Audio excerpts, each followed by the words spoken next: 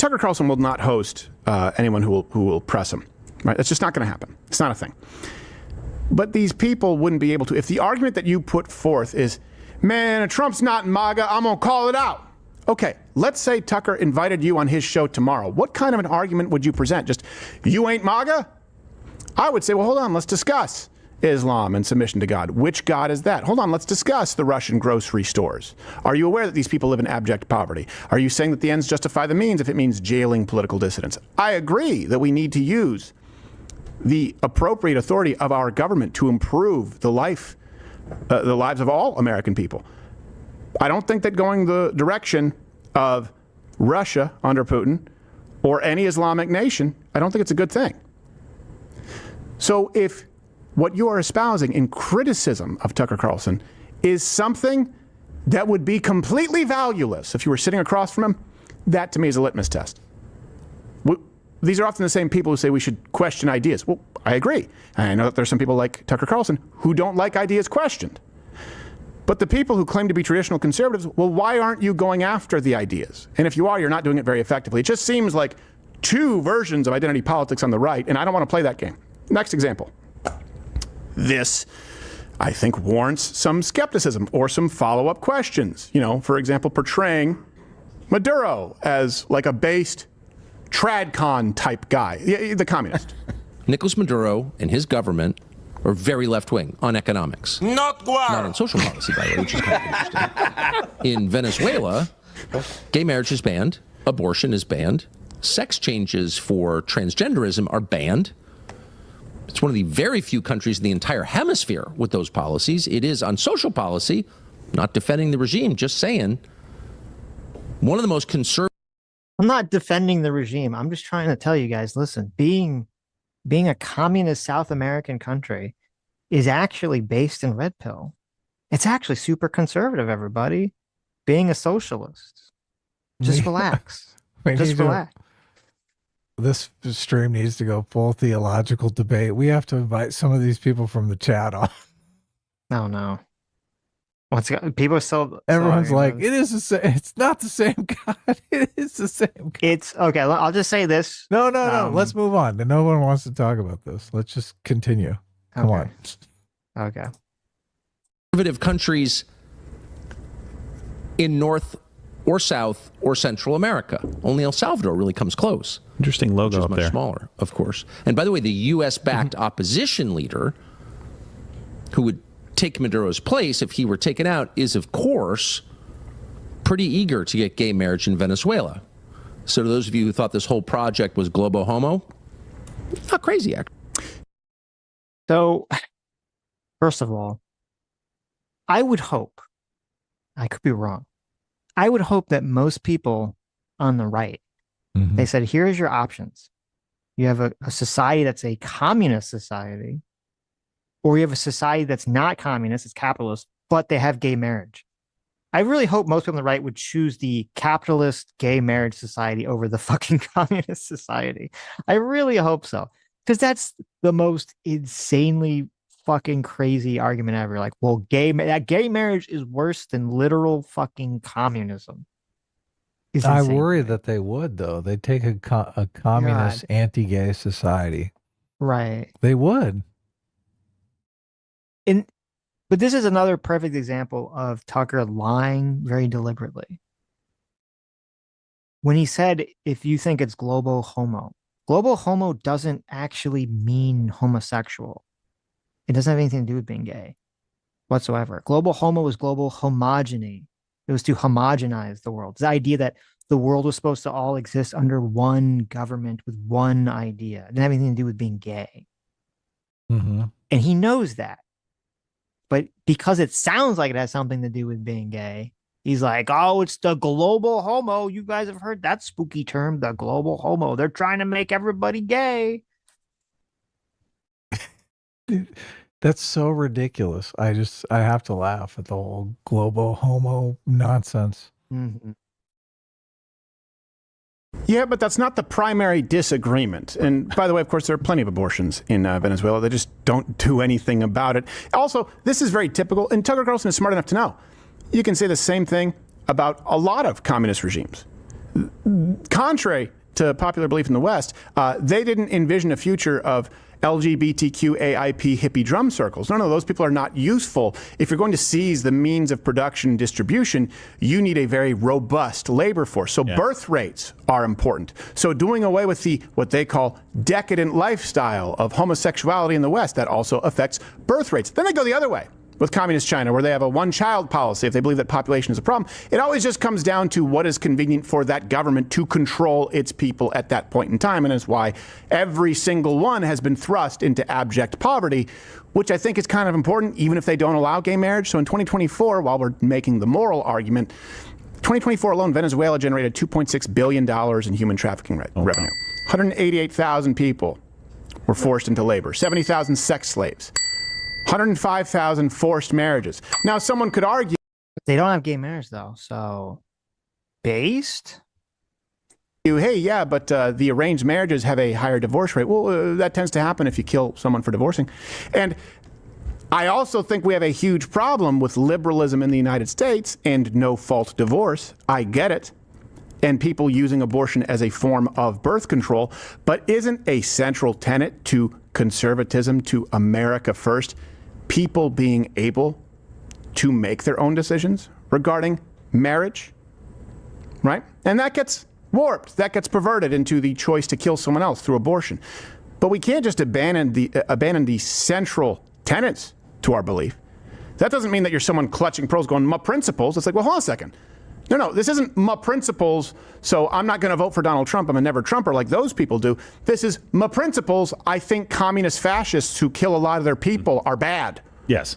And there's this argument from the far right now. Listen, I think this is why this becomes a problem, is because you don't give people an opportunity to make the point.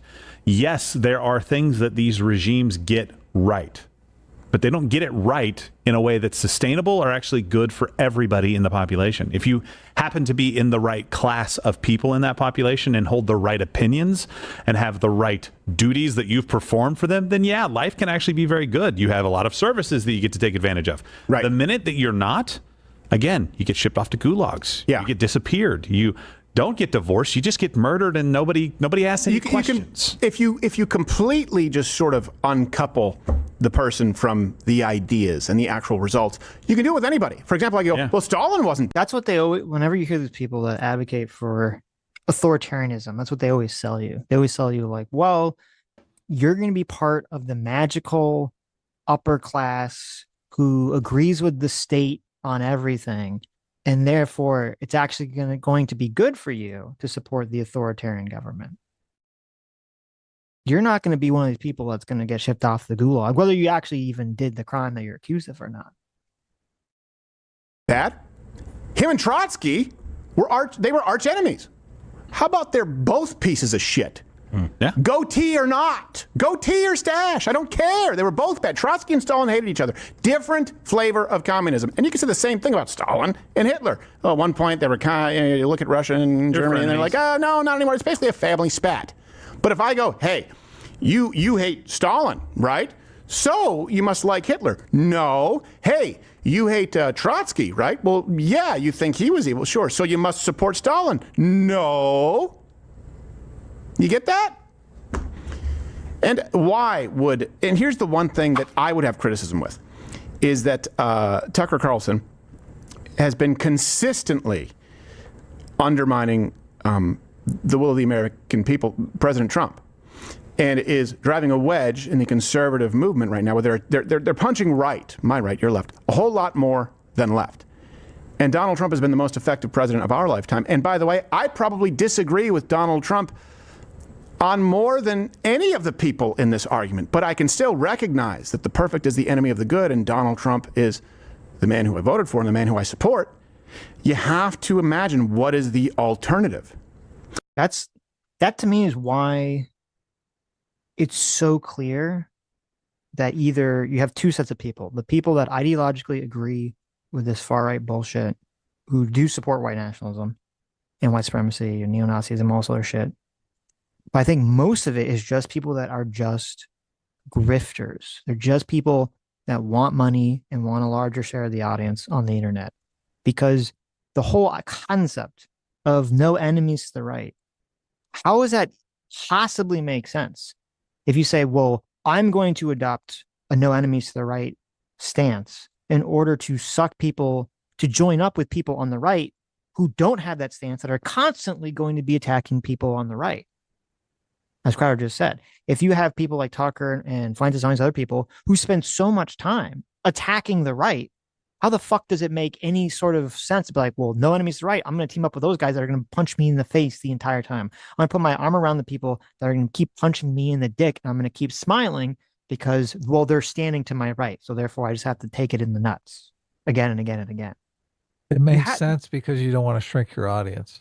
That's what I'm saying. Makes Those people perfect sense. Are all grifters. They're literally fucking lying grifters who are just doing this for money. That's all. Right. Yeah. But like, I don't want to call out any of my audience. Well, most of your audience is Nazis.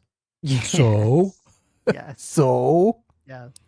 Well, don't they make us look bad? I thought you wanted to win elections. Mm-hmm. Mm-hmm. Well, I mean, elections are nice, but I want to make a lot of money. I want to make the money. Mm-hmm. And if no one is presenting a viable alternative, then they could really just be seen as adding nothing more than they're a net harm. And so the through line with Tucker is he's been consistently undermining Trump. Maybe that's why you say, hey, he's not MAGA. Because in June 2025, for example, he said that Trump was complicit in an act of war with Israel. Mm-hmm. He wrote, politicians purporting to be America first can't now credibly turn around and say that they had nothing to do with it, can they? That guy's... It's worth pointing out that a strike on the Iranian nuclear sites will almost certainly result in thousands of American deaths at bases throughout the Middle East and cost the United States tens of billions of dollars. Wrong. Almost certainly, huh?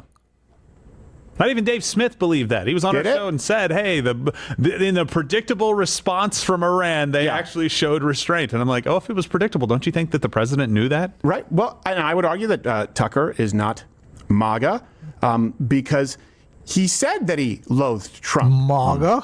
You guys remember this, right? January 1st, 2021, when some of these texts were revealed, he said, we are very, very close to being able to ignore Trump most nights. I truly can't wait. I hate him passionately. It's so frustrating to me when, I guess it's what it takes. Because I've been pointing these fucking text messages out to people for a long time, saying, I don't know why you trust Tucker if you're on the right. Tucker doesn't like Trump. He doesn't like you. He's obviously lying. Here are these leaked text messages of him. They're like, no, Sitch, it's fine. Just ignore it. Ignore the reality of the situation. It's totally fine. So I'm glad that finally we have Crowder, who has a lot more credibility on the right than I do, is pointing this out to his audience. Like, why are we trusting this fucking guy? What is up with this? This guy's. You think Tucker's going to run for president? No one thought Trump would run for president. I wouldn't thought so, but maybe. Yeah, it's kind of interesting, isn't it? As a scary thought. You can go full grifter shill mode, but. That seems pretty cut and dry. Yeah, January 4th, by the way, not January 1st. It's I'm sorry. Difference. You know. No. Oh, yeah, you're right. 2020, 2021st. That's I don't think I want to see 2021, not 21st. I haven't had one in a while. It's good. I don't think I want to see him do anything passionately. No. No, he probably laughs in the middle. He also said this about President Trump's first term. I think this one is important. He said in a text that we're all pretending we've got a lot to show for it because admitting what a disaster it's been is too rough to digest. But come on, there really isn't an upside to Trump. I disagree. I think he's flawed. I think there's a lot of upside to Trump. That's why he was voted in again. Didn't he come out and then support him in the election or endorse him? Something like that? Not sure. There's no upside to Trump. Well, then, if that's the case, then why would anyone support him again? I support him through all three of those election cycles, and I'm glad that he won. He also, January 7th, described Trump as a demonic force. He wrote, he's a demonic force, a destroyer. And he would know, because he got scratched by a demon, which we just sort of glanced past. Like, we just... I want to. That's if I were to ever have a chance to sit down with Tucker Carlson, which I very much doubt would happen. And I'd be very respectful if ever he were to have someone who might push him a little bit. I would. And this isn't even making fun of him. he said he experienced an actual demon assaulting him, leaving scratches on him. Like, why is that not something that more people want to talk about? Yeah, he got paranormal activity. Like that. Yes, exactly. Really did. That's even more than paranormal activity. Why are we not focusing on that? Yeah, it wasn't just like shuffling the door or something. I mean, I know the series went on. Like it was like scratching him. He's like, "Oh, stop scratching!" It tickles, and then until it doesn't. Like, is that what it's like? Does a demon? Is it like when my grandfather would tickle me, and it was kind of fun until I was sure I was going to die? Is that what your experience was like with a demon? I really want to know. Maybe we're being too hard on Tucker here. He said that Donald Trump is a demonic force. Okay. And then he said he got scratched by a demonic force. Maybe he was doing a tickle game with Donald Trump at night. And he got chapped. He got jealous. He got a little scratched. Okay. Donald Trump, he hadn't cut his nails. He hadn't filed his nails down. He was doing a little tickle game on Tucker. He scratched him up a little bit. Maybe that's what he meant the whole time. Maybe Trump cut him off from the tickle game, and that's why he got so angry. That's why he turned on Donald Trump. Okay. He used to love Donald Trump. Right. That's why most people hate somebody. They're like, I used to love you so much. All these people are jealous of one another. That's why they fucking hate each other. Right.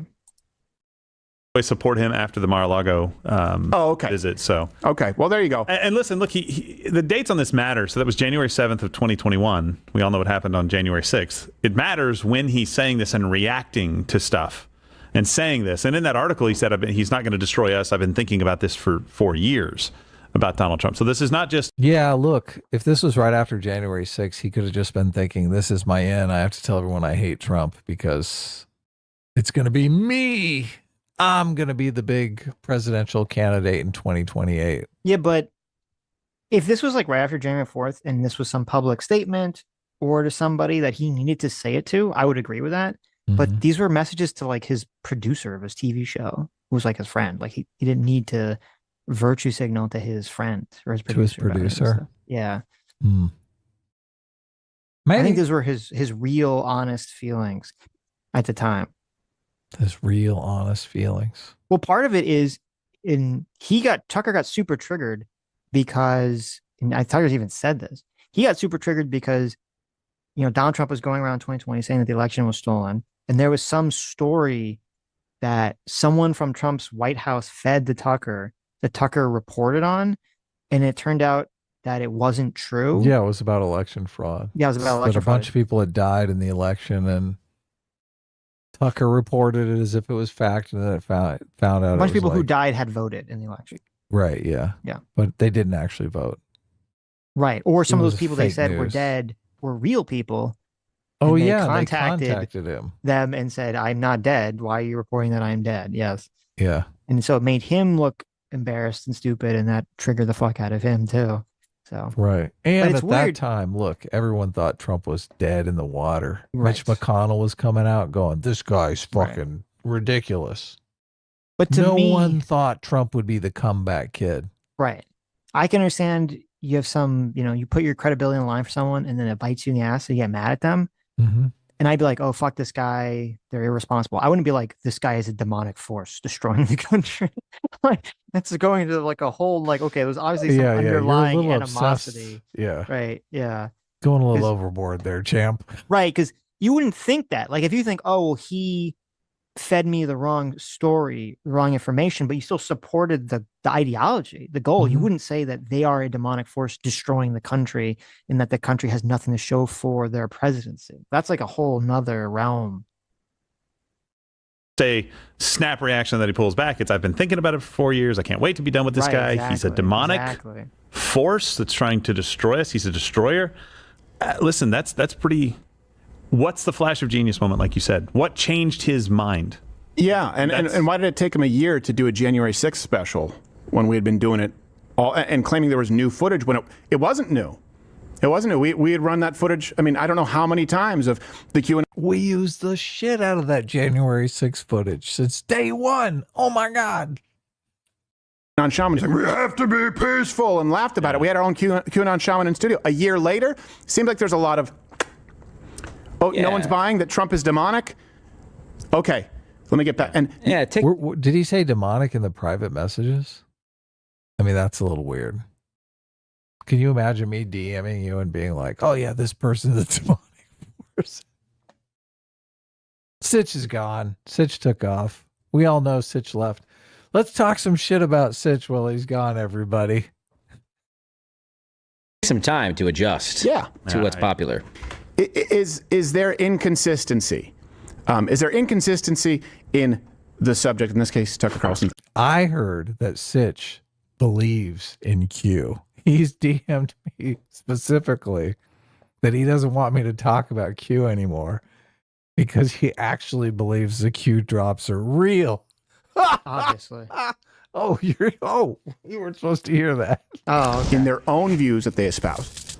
Is it very hard to keep track of? And is there inconsistency with what has been relatively established as conservative, America first, nationalist values? I would say yes. And that has nothing to do with interviewing Nick Fuentes. No. Who maybe, we'll have on the show at some point in the future. I'm sure I would agree with him on some things and disagree with him on a whole bunch of things. Probably would be less of a debate and certainly not like a softball like Tucker Carlson. Like that's what an interview. Steven Crowder believes that most black people should be in jail. So they agree on that. I hope not. I don't think so. Serves. That's its purpose, is to get answers, usually from the person most qualified to give those answers. But if you just skim past them, that's where I think you're right to be skeptical. But please, if nothing else, those on the right or those on the, if people want to say neocon right, I don't even think a lot of these people, certainly Donald Trump is not a neocon. And that's the weird sort of paradigm that people find themselves in now. Supporting Donald Trump, they're accused of being a neocon. Stop, whoever it is right now. You're not doing. What is this? He says MAGA and neocon. It's like, what the fuck is up with this guy? What do you mean? Are those Canadian pronunciations? Oh. I mean, most people say MAGA or neocon. Yes, I've heard people say MAGA. Neocon. He's a neocon. He's just a neocon. What just about a the neocons? He's just a neocon. A neocon, the right any favors by using victim words like offended, vile, disgusting, vermin, whatever it is. Go after the ideas, and you know what? Hey, if you do that, then people can see that the person in question is never bringing on anyone who would question his ideas, never bringing on anybody who would push back. But if you start, it would be very easy for Tucker to just say, well, I'm not going to have this person on. This person just said that they want to cancel me. He'd be right. I would say the same thing, by the way, of some of those people on the right who've wanted to cancel myself, even though we probably share a lot of the same viewpoints. The second you say that you're going to silence. Oh, I thought of it. Steven Crowder thinks women should shut up. Hey, he's had bad experiences, right? That's where they agree. Right. Why would you say there's probably some stuff we agree on when you're talking about Nick Fuentes? Because people could just assume it's the worst shit. I don't think. Yeah, you probably shouldn't say you that. probably shouldn't. Yeah, right. Not good, Steven. Well, and also it's just kind of, and I would say this for true for anyone. It's ultra mega cucked to interview a person who has, on more than one occasion, explicitly denounced you and said that you suck shit and are a loser and a cuck. They've said you're a cuck. And there's a bunch of clips of Nick Fuentes, very viciously attacking Tucker. And it's like, okay, it doesn't mean you have to go in both barrels blazing, but I don't think you should, be that person's fluffer after they spent, years attacking you. It seems ultra mega cuck to do that. Right. Wonder if they paid him. Ben Shapiro makes it sound like Tucker's just for sale. You can call him up and say, look, I need my reputation rehabilitated by you, Tucker. Get the bow tie out. The problem is crazy laugh. The problem is if he is getting some big paycheck from Qatar or one of those fucking from places. Putin, Putin fucking paid him. Jesus. Sure. Of course. Or one of those places. Right. Probably had a gold bar under his seat on the airplane. Right. If that's the case, all those places that hate America, their goal is to destabilize American politics. Yeah. And so, they're fine with Tucker pushing anything that's going to accomplish that, whether it's supporting Maduro, whether it's being pro-Trump, being anti-Trump, being, being in favor of white nationalism or being soft on white nationalism, as long as he's doing something that they view as destabilizing the country, he's going to take that position. And I think that's why a lot of Tucker's stances, if you were to track them all out, they won't seem necessarily ideologically consistent other than America bad. It could be Putin. Putin loves to say Americans are racist. Yeah. That we're a racist country. Putin knows all the woke shit. He knows how to play right into that stuff. Mm-hmm. Someone, you are now beyond our national borders in the sense that you're not a conservative anymore. Well, and there are plenty of reasons that we get frustrated with Tucker, but I want to dispel one if I can, right? It's very... O-N-E. Yeah, right. It's not spell. Anyway, the... J-U-A-N. Okay. W-O-N. The more time I give you, good director, the more it's going to happen. It's fine when somebody says, I like Stalin, to follow up on that question. And there's people out there going, hey, why didn't you? I understand there's a difference between him interviewing Ted Cruz for like the umpteenth time and dealing with him over several decades and understanding the guy and having an agenda for the meeting. I get that. But when you see that and then you see this softball layup of, tell me more about the Stalin thing, which didn't really happen, people have a little bit of a problem. What I don't see is the anti-Semite call. And I don't know where that's coming from, other than if he says something that is not in Israel's interest, that people are then going to say, well, you're an anti-Semite. Because I haven't actually heard, and I could be wrong, so if somebody sees it out there, send me the clip. I'd love to see it, where Tucker says things that are anti-Semitic.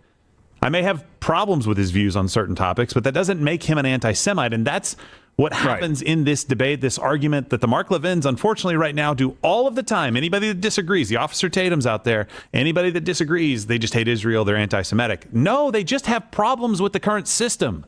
That is a totally legitimate conversation to have, not hating anybody. This guy sounds pro-Hamas to me. I don't know who this guy is, but what's he talking about? Well, I don't think that Tucker himself is anti-Semitic. Oh, I do either. Yeah, but I do think he phrases some things in specific ways to attract the Groyper audience intentionally. Right. That could be perceived as anti-Semitic, even though I don't think he is anti-Semitic. So I do think he plays with that. And I don't think he's anti-Israel. I think Tucker's position in Israel is just because he's getting paid off by some Middle Eastern country. I don't think it has anything to do with ideology. Right. Just being America first. The problem is just, it's very obvious that Nick Fuentes is anti-Semitic.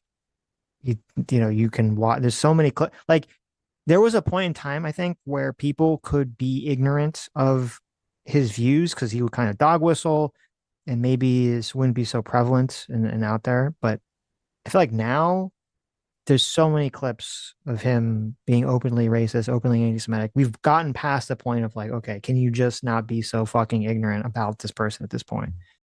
Hi, you just listened to a clip from the Sitch Adam show. Most of the time we stream Sunday at 1 p.m. Pacific, 4 p.m. Eastern, and we stream during the week. Come join us. You guys are going to love it. It'll be great.